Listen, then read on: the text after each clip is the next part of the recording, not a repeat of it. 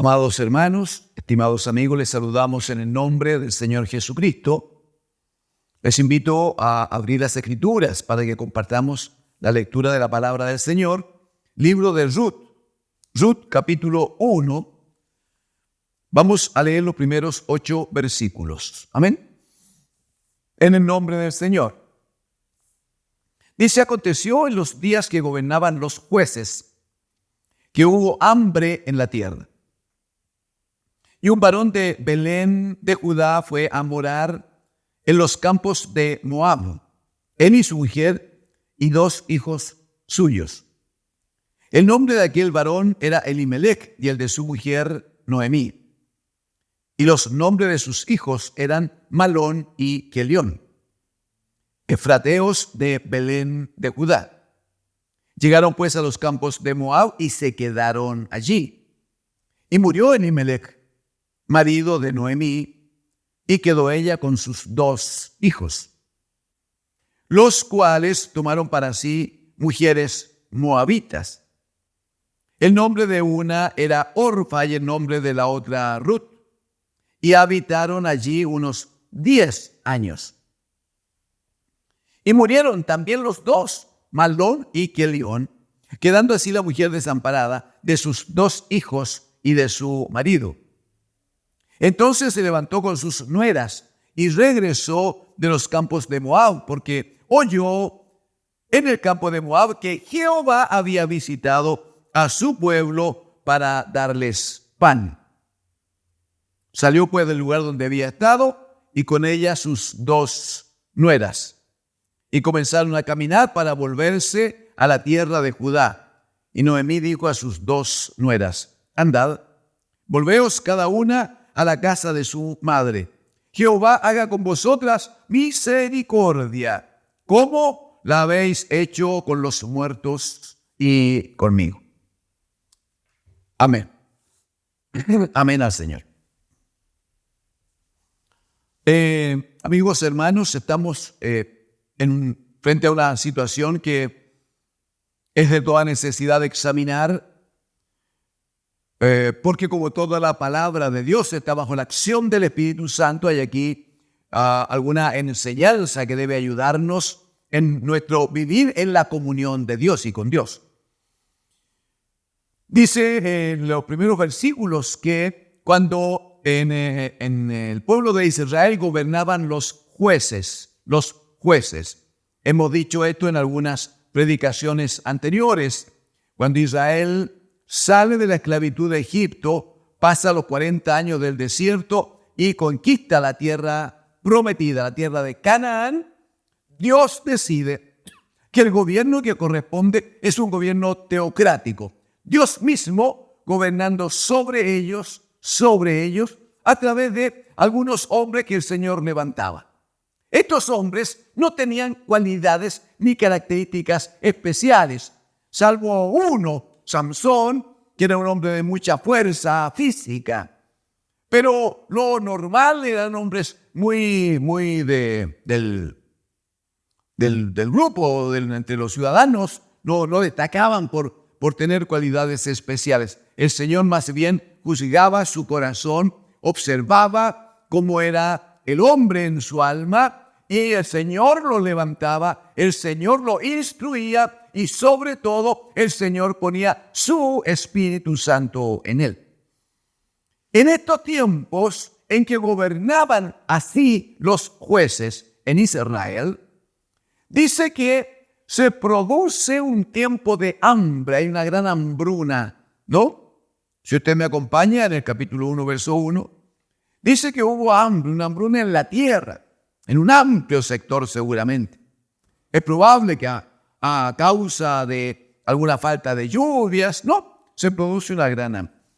¿Y qué hace una familia de israelitas? Una familia que era parte de la tribu de Judá. Los nombres en el verso 2 dice que él se llamaba Elimelech, ella se llamaba Noemí, tenían 2 hijos jovencitos, uno se llamaba Malón, el otro Kelión.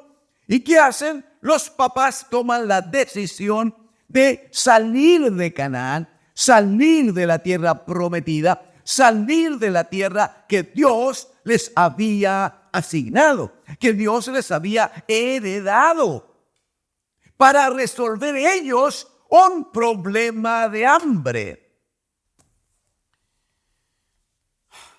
La Escritura muestra puntualmente en Deuteronomio capítulo 8, muestra que primero no hay cosa que nos ocurra a nosotros, amigos y hermanos, que no esté bajo el gobierno, bajo la autoridad de Dios. Dirá en Deuteronomio capítulo 8, a partir del versículo 2, dice: y te acordarás de todo el camino por donde te ha traído Jehová tu Dios estos 40 años, los 40 años del desierto. Te acordarás, dice, de todo el camino de todo el camino por donde te ha traído Jehová tu Dios estos 40 años en el desierto. Dice, para afligirte, para probarte, para saber lo que había en tu corazón, si había de guardar o no sus mandamientos. Y agrega, y te afligió y te hizo tener hambre. Mire por favor el problema que tiene Elimelech con su mujer Noemí, es que ellos dijeron: oh, hay hambre, hay poco alimento, necesitamos resolver el problema de hambre que tenemos. Sí, pero Dios ya se había manifestado al pueblo años antes, allí en el desierto.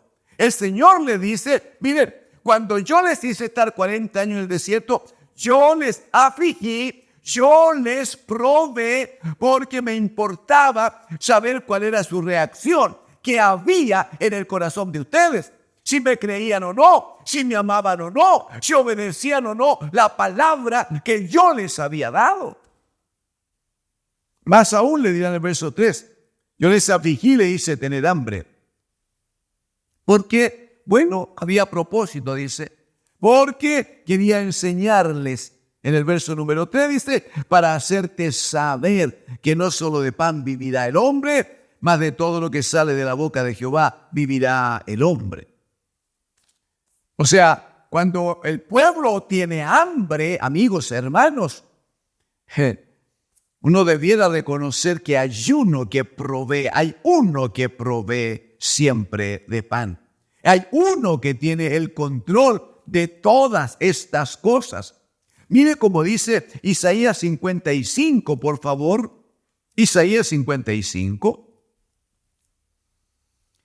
versículo número 10. Dice, porque como desciende de los cielos la lluvia y la nieve, y no vuelve allá, sino que riega la tierra. Para eso envía el Señor la lluvia y la nieve. Riega la tierra y la hace germinar y producir, y da semilla al que siembra y pan al que come.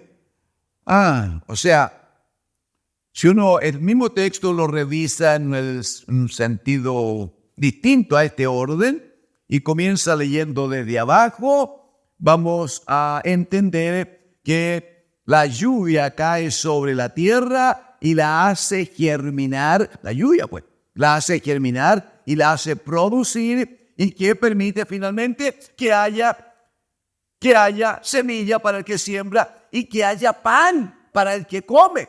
Eso provoca la lluvia. Pero ¿de dónde viene la lluvia? Dice, ¿cómo desciende de los cielos? Isaías 66:1, el cielo es mi trono, dice el Señor. O sea, la lluvia no es casualidad. La lluvia la envía Dios, el Señor. ¿Y para qué la envía? Bueno, para que trabaje en la tierra, para que finalmente produzca semilla para el que trabaja y pan y comida para el que come. O sea, ¿quién provee de pan entonces? ¿Quién provee de comida entonces? Al pueblo de Israel, si Dios le había dado una tierra, salieron de la esclavitud, donde estuvieron cinco generaciones, 430 años. Salieron de la esclavitud donde nunca habían tenido nada. Ahora el Señor le da una enorme extensión de terreno donde habitan por tribus separados, ubicados allí, crían animales, etcétera, etcétera. Se produce una hambruna y una familia de ellos, Elimelec con su mujer Noemí, deciden ellos resolver su problema. Uno podría, el tiempo que tenemos no es mucho, pero uno podría entrar un poquito más y observar la actitud egoísta de este hombre Elimelec. ¿Cómo se separa del pueblo? ¿Cómo se separa del resto de la parentela? ¿Cómo abandona la tierra que Dios les había dado por heredad? ¿Cómo no le cree a Dios? Si ellos eran parte del mismo pueblo del que acabamos de leer en Deuteronomio, que Dios probaba sus corazones, especialmente cuando tenían hambre, porque Dios quería mostrarles que no solo de pan vive el hombre, sino que el hombre vive de verdad de la palabra que viene de parte de Dios el Señor. No, para Elimelec fue más fácil tomar a su mujer, tomar a sus 2 chiquillos e irse a otra tierra a buscar ellos, a resolver ellos ese problema puntual que había.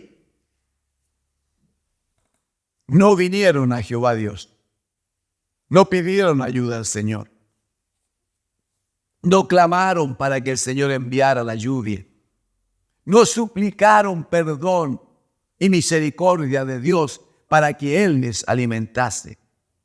No entendieron que Dios los trataba como un padre trata a sus hijos. No lo entendieron. Mejor fue salir a resolver sus problemas sin la ayuda de Dios. ¿Sabe cuál es el problema, amigos, hermanos? ¿Sabe por qué necesitamos tratar cuestiones como esta? Porque cada vez que el hombre se aleja de Dios, cada vez que el hombre se separa de Dios, cada vez que el hombre decide por sus propios medios, bajo su capacidad, resolver los problemas suyos o de los semejantes, si no lo hace en el orden de Dios, siempre el remedio es peor que la enfermedad. Siempre lo es. Porque el hombre no está capacitado solo para gobernar sobre sus semejantes. No lo está. Si no es cosa de empezar a mirar nomás lo que hay en este país y en nuestros alrededores. Es cosa de mirar nomás. Por favor, si pudiera usted encontrar un gobierno humano, amigos, uno, que de verdad aplica justicia, que de verdad promueve el amor entre los semejantes, que de verdad la acción, la forma de vida de los que gobiernan y presiden es ejemplo para sus conciudadanos. Un gobierno que respete a lo otro, un gobierno que entienda que está puesto allí para servir y no para servirse de sus conciudadanos. Nómbreme uno, por favor, si puede. Elimelec y su mujer Noemí caen en ese pecado, abandonan todo lo que Dios les había dado. ¿Y sabe a dónde se van? Versículo número 1 dice que se van a los campos de Moab, donde habitaban los moabitas. ¿Sabe de dónde sale Moab? Si usted gusta, podría acompañarme. Solo le voy a dar la cita porque el tiempo no nos permite leer como quisiéramos. Pero en Génesis capítulo 19 está la destrucción de Sodoma y Gomorra por el alto nivel de pecado que había en aquellos pueblos. Una situación que, como usted observa, se repite en estos tiempos. La sodomía que allá se manifestó llegó a tal nivel que provocó de parte de Dios la decisión de exterminarles por fuego. Bueno, esto que hoy estamos viviendo en forma lamentablemente tan abundante, provoca resultados, provoca efectos. Los provocó, los provoca y los va a provocar. Dios no tranza, amigos y hermanos. Dios no tranza, Él es fiel a su palabra y Él no permite que el hombre se revele en contra de su santidad y en contra de su palabra. Cuando Dios destruye Sodoma y Gomorra, solo se salva Lot, un sobrino de Abraham, y 2 hijas, porque podían haber escapado Lot, su mujer y las 2 hijas. Sin embargo, la mujer de Lot, una mujer muy desobediente, tenía instrucción de ir con su marido y sus hijas y huir del lugar. Y la instrucción específica era que no debían mirar hacia atrás. Bueno, lo que ella hace es, cuando van huyendo, desobedecer plena y absolutamente, y en el momento en que desobedece, queda convertida entonces en estatua de sal. Queda Lot con sus 2 hijas. Como la gente que ellos conocían, como las ciudades que conocían, ya no estaban, porque Dios las exterminó por fuego, entonces terminaron viviendo en la montaña Lot y sus 2 hijas. Ellos habían vivido toda su vida, la gran parte de su vida. Las chiquillas toda la vida la habían vivido en Sodoma, donde de nuevo la degradación moral, donde la degradación sexual era del más alto nivel. Mire la acción que ellas, las chiquillas, las hijas, toman. Si usted tiene la Biblia abierta en Génesis 19, por favor, versículo 32. Habla la mayor de las hijas de Lot, la mayor, verso 32, le dice a su hermana: ven, demos a beber vino a nuestro padre y durmamos con él, y conservaremos de nuestro padre descendencia. Usted entiende que ese durmamos con él no tiene que ver con el descanso ni el reposo de la noche. Dice, y conservaremos de nuestro padre descendencia. La chiquilla tenía en su mente, ¿no?, la disposición, el anhelo de acostarse con su padre. Primero dice, le vamos a dar de beber vino, y cuando esté borracho lo vamos a provocar. Nos vamos a acostar con él y lo vamos a provocar de tal manera que reaccione, y nosotros conservaremos descendencia de nuestro padre. Provocaremos una acción de sexo entre esta hija y su padre. ¿Está bien? Verso 33. Dieron a beber vino a su padre aquella noche, y entró la mayor y durmió con su padre. Durmió en las condiciones que recién estábamos leyendo.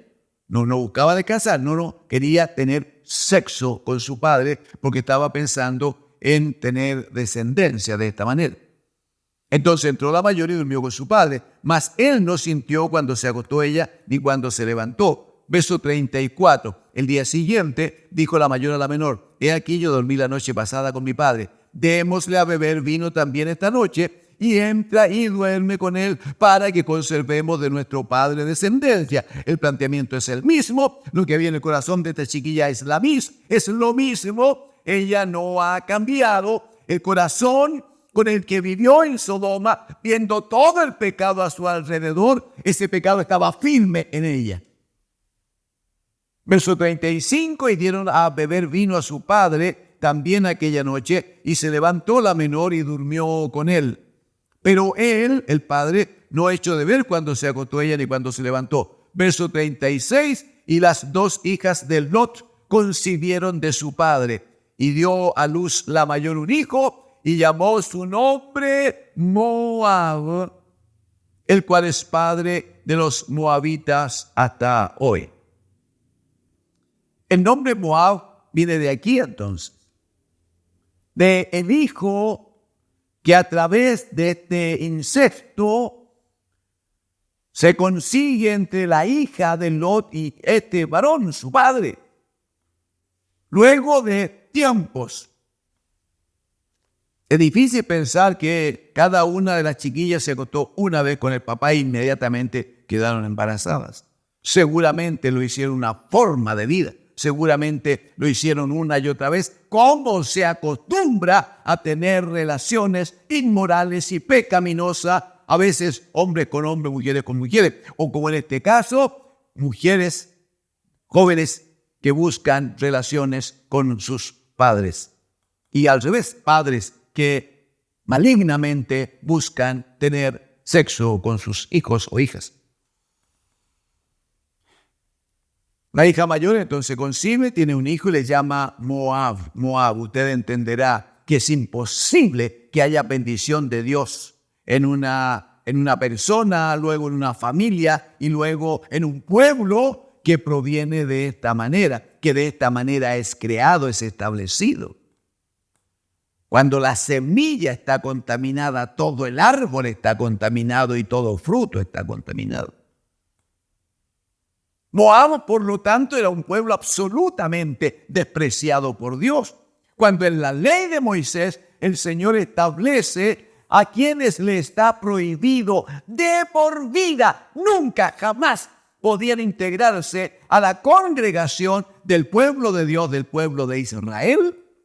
Los primeros a los que nombra Dios que no les podrían permitir que formaran parte de la congregación es a los moabitas, despreciados por Dios. Ahora Elimelec y su mujer tienen un poco de hambre por un poco de tiempo y ellos salen a resolver su problema sin consultarle a Dios, sin ninguna palabra, sin ninguna instrucción, y se van a los campos de Moab. ¿Qué le parece? Consecuencias, porque debo terminar hoy. Consecuencias. 1. Muere Elimelec ahí en los campos de Moab. Muere. Significa que su mujer queda viuda, pero queda viuda con 2 chiquillos. Tarea que no es fácil. Habrá alguna mamita que ha vivido esta experiencia hoy escuchándonos. Queda esta mamá entonces a cargo de todos los chiquillos que había que sacar adelante. En una tierra extraña, en una tierra ajena, donde no había familia, ni parientes, ni amigos. Difícil, ¿no? Pero además, estos chiquillos crecen y dice que siendo ya mayorcitos, se casaron. ¿Sabe con quiénes se casaron? Se casaron con 2 moabitas, con 2 jovencitas del lugar. ¿Qué decía la palabra del Señor que todo israelita conocía, estaba obligado a conocer? Bueno, en el libro de Deuteronomio capítulo 7 estaba expresamente dicho por Dios. Deuteronomio capítulo 7, versículo 3 dice, hablando de las naciones de alrededor, y no emparentarás con ellas. No darás tu hija a su hijo, ni tomarás a su hija para tu hijo. No tomarás la hija de los pueblos vecinos para tu hijo. Verso 4, porque desviará a tu hijo de en pos de mí y servirán a dioses ajenos. Entonces el furor de Jehová se encenderá sobre vosotros y te destruirá pronto. Palabra de Dios. ¿Qué hace Elimelec y Noemí la mujer? Se van allá. Estando allá muere Elimelec. La mujer se queda viuda con 2 chiquillos. Los chiquillos crecen y toman mujeres de Moab. Otra vez en contra de la palabra de Dios. ¿Qué hace Dios? Reacciona porque estaba prometido, porque estaba dicho, y los 2 jóvenes, en un proceso de unos 10 años que vivieron allí, los 2 jóvenes mueren. Muere Malón y Kelión, mueren. Y queda esta Noemí absolutamente sola, sin marido, sin sus 2 hijos, y como fuera, si fuese poco, con la carga de tener que ver qué ocurre con sus 2 nueras que también han quedado viudas. Termino leyendo, compartiendo lo que dice el versículo número 6. Dice, entonces Noemí se levantó con sus nueras y regresó de los campos de Moab. ¿Por qué regresó? Porque oyó en el campo de Moab que Jehová había visitado a su pueblo para darles pan. Aleluya. O sea, el Señor no se olvida nunca de su pueblo. O sea, el Señor que envía la lluvia, como leíamos en Isaías 55, es el Dios que provee para sus hijos. Es el Dios que cumple en aquello de que Él es nuestro Padre. Elimelech, Noemí lo olvidaron, quisieron resolver sus propios problemas a su manera con estas consecuencias. Y cuando ellos estaban lejos, cuando Noemí estaba sola, sin marido, sin hijos, seguramente con un gran dolor en su alma, sin embargo, oye que Jehová Dios no se había olvidado de su pueblo, sino que les tenía con pan en abundancia. Que decide volver entonces a su tierra, de la cual nunca debió haber salido.